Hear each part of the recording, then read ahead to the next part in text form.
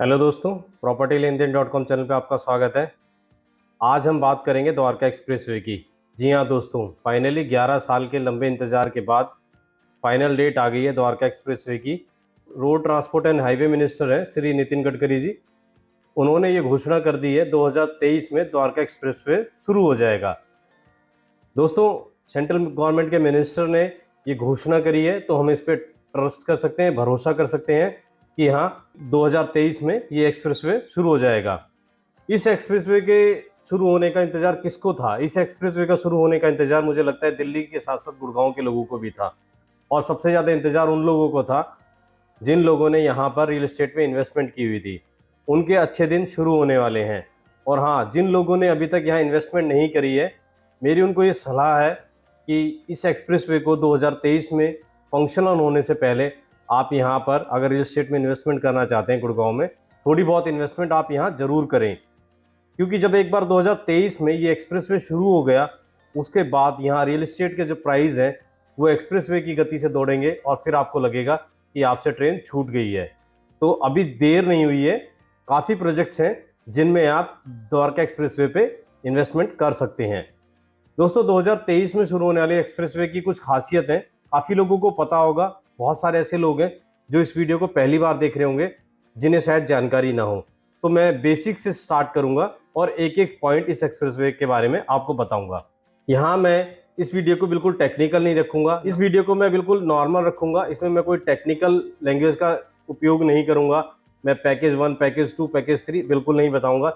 ये पैकेज के चक्कर में आम आदमी जो वीडियो देखता है वो उलझ जाता है, उसको समझ में नहीं आता है पैकेज क्या भला है। इस एक्सप्रेसवे को, द्वारका एक्सप्रेसवे को हम एनपीआर भी कह देते हैं, नॉर्दर्न पेरिफेरल एक्सप्रेसवे भी कह देते हैं। ये NH8 पर पड़ने वाली जो शिव मूर्ति है एयरपोर्ट के पास, वहां से शुरू होगा और वहां से शुरू होकर ये खिड़की दोला जो NH8 पर ही वो पड़ता है टोल प्लाजा, वहां पर जाकर खत्म होगा। इस एक्सप्रेसवे की जो लंबाई है वो करीब 29 किलोमीटर की है, जिसमें ये 10 किलोमीटर दिल्ली के एरिया में आता है और 19 किलोमीटर ये गुड़गांव के एरिया में आता है। तो दोनों तरफ काम तेजी से चल रहा है। जैसा कि आपको मैं बता चुका हूं, नितिन गडकरी ये अनाउंस कर चुके हैं। आप देख भी रहे होंगे स्क्रीन पे, उनका ट्वीट देख सकते हैं। उन्होंने ये अनाउंस किया है कि 2023 में ये फंक्शनल हो जाएगा।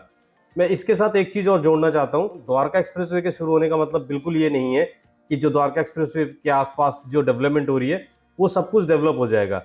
दोस्तों, द्वारका एक्सप्रेसवे के शुरू होने के बाद भी जो वहाँ पे सेक्टर्स बनाए गए हैं, वहाँ पर रोड बनने हैं, वहाँ पर सीवरेज लाइन डलनी है, वहाँ पर पार्क बनने हैं, स्ट्रीट लाइट बननी है, ड्रेनेज सिस्टम होगा, बहुत सारी डेवलपमेंट है जो होगी, जिसको तैयार होने में, जिसको डेवलप होने में काफ़ी टाइम लग जाएगा।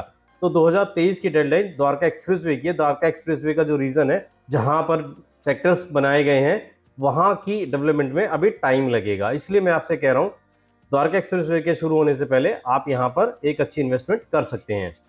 इस एक्सप्रेसवे की क्या खासियत है और वो मैं आपको बता देता हूं। इस एक्सप्रेसवे से एक स्पेशल टनल बनाई जा रही है जो सीधा एयरपोर्ट को कनेक्ट करेगी। द्वारका एक्सप्रेसवे से आप सीधा एयरपोर्ट पहुंच सकेंगे, इंटरनेशनल एयरपोर्ट जो दिल्ली का इंटरनेशनल एयरपोर्ट है वहां आप सीधा पहुंच सकेंगे दोस्तों।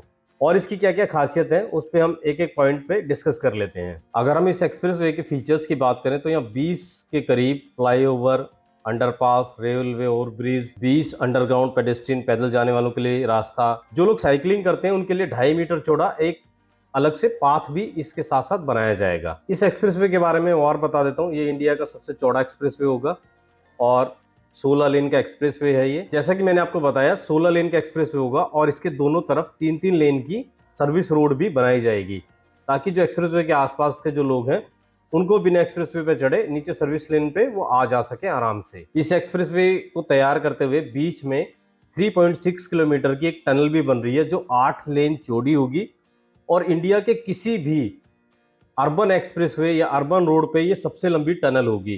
तो इस रोड पर जब आप चलेंगे तो बहुत रोमांच होगा, आपको बहुत मजा आएगा, बहुत आप देखेंगे कि इस पे आपको एक अलग तरह का एक्सपीरियंस होगा। इसके अलावा आपको पता होगा एक और एक्सप्रेसवे गुड़गांव में चालू हो चुका है, सोना एक्सप्रेसवे, जो राजीव चौक से लेकर सोना तक जाता है।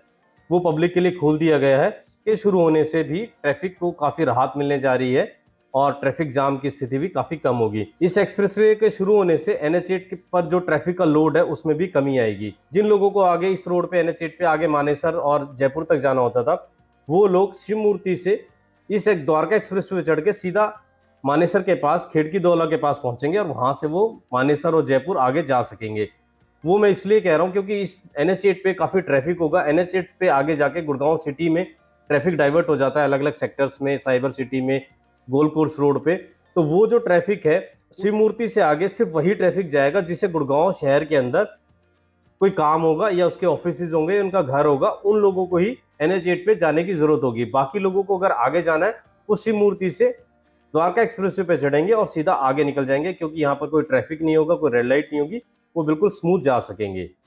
तो इस वजह से गुड़गांव का जो ट्रैफिक है वो भी कम होगा, क्योंकि बहुत सारा जो ट्रैफिक है वो पहले ही डाइवर्ट हो जाएगा और सीधा खिड़की दौला की तरफ चला जाएगा द्वारका एक्सप्रेसवे से होता हुआ। तो उसका फायदा ये होगा जो NH8 पे ट्रैफिक था वो काफी कम हो जाएगा, और जिससे जो जाम लगता था, इस बात से कोई डिनाई नहीं करता। जो लोग आपको हवाई बातें करते हैं 20 मिनट में गुड़गांव के इस कोने से उस कोने में जा सकते हैं, मैं उस तरह की कोई बात नहीं करूंगा, ना उस पर कोई कमेंट करूंगा। बट हाँ, द्वारका एक्सप्रेसवे के शुरू होने से जो गुड़गांव के बाकी सेक्टरों में बाकी जो रूट्स हैं उन पर ट्रैफिक जरूर कम होगा, क्योंकि मोस्टली ट्रैफिक डाइवर्ट हो जाएगा। ऐसा माना जा रहा है कि 50 से 60%, ये मिस्टर नितिन गडकरी हैं जो हमारे मिनिस्टर हैं, उनका ही में मानना है कि 50 से 60% जो ट्रैफिक है वो डाइवर्ट हो जाएगा, जिससे गोल कोर्स रोड, MG रोड और आगे जो सोना रोड है वहां का जो ट्रैफिक है वो काफी कम हो जाएगा, उस पर ट्रैफिक का दबाव काफी कम हो जाएगा। इंडिया का एक सबसे बड़ा इंटरनेशनल कन्वेंशन सेंटर बन रहा है IICC करके, वो द्वारका में बन रहा है सेक्टर 25 में। द्वारका एक्सप्रेसवे शुरू होने के बाद आप उस कन्वेंशन सेंटर तक आगे सीधा जा सकेंगे। आने वाले टाइम में आप देखेंगे बहुत बड़े बड़े जो इवेंट्स होते हैं वो आपको ICC में ही देखने को मिलेंगे। जिस तरह प्रगति मैदान में दिल्ली में ट्रेड फेयर लगता है, पूरा ट्रैफिक जाम हो जाता है उस दौरान। तो गवर्नमेंट की इस तरह की प्लानिंग है कि आने वाले जो इस तरह के बड़े इवेंट्स हैं, फ्यूचर में जो इस तरह के बड़े इवेंट्स होंगे, जो इंटरनेशनल कन्वेंशन सेंटर बन रहा है उसमें होंगे, और उस तक एक्सेस जो है सीधा इस द्वारका एक्सप्रेसवे से होगा। ये एक्सप्रेसवे कितना एडवांस होगा वो मैं आपको एक बार पढ़ के बता देता हूँ। इस एक्सप्रेसवे पर state of art intelligent transport system लगेगा, एडवांस ट्रैफिक मैनेजमेंट सिस्टम होगा, टोल मैनेजमेंट सिस्टम होगा, CCTV कैमरा होंगे, सर्विलांस जैसे एडवांस सिस्टम इस एक्सप्रेसवे पर लगे होंगे। एक और इंपॉर्टेंट चीज जो इस एक्सप्रेसवे के साथ होने जा रही है, 12,000 पेड़ों को ट्रांसप्लांट करके यहाँ द्वारका एक्सप्रेसवे के दोनों तरफ लगाया जाएगा। तो काफी लोगों को ये लगता था कि द्वारका एक्सप्रेसवे बिल्कुल बैरन लैंड लगता है, पेड़ पौधे नहीं दिखाई देते। तो द्वारका एक्सप्रेसवे के साथ साथ आपको थोड़ी हरियाली जरूर दिखाई देगी। गवर्नमेंट की ये योजना है, गवर्नमेंट की ये प्लानिंग है कि वहाँ 12,000 पेड़, पूरे के पूरे पेड़ जो है ट्रांसप्लांट करके लगाए जाएं। जैसा कि मैं आपको बता चुका हूं, ये एक्सप्रेसवे 34 मीटर वाइड है और 16 लेन का है। अगर इसमें मटेरियल की बात करें कि इसमें कितना मटेरियल लग रहा है, कितनी कॉस्ट आ रही है, इस एक्सप्रेसवे को बनाने में करीब 9,000 करोड़ रुपए खर्च हो रहे हैं। इसमें जो स्टील है वो करीब 2 लाख टन स्टील का इस्तेमाल इसमें हो रहा है इस एक्सप्रेसवे को बनाने में। अगर हम इसकी तुलना फ्रांस के या पेरिस के एफिल टावर से करें तो उससे 30 गुना ज्यादा स्टील अकेले इस द्वारका एक्सप्रेसवे में लगाया जा चुका है या लगाया जा रहा है। अगर हम कंक्रीट की बात करें तो दुनिया की जो सबसे ऊंची इमारत है, सबसे ऊंची बिल्डिंग है बुर्ज खलीफा, उससे 6 गुना ज्यादा कंक्रीट इस द्वारका एक्सप्रेसवे में लगने जा रहा है। जब ट्रैफिक का कंजेशन कम होगा, ट्रैफिक जाम कम लगेगा, तो ऑब्वियस है पोल्यूशन भी कम होगा।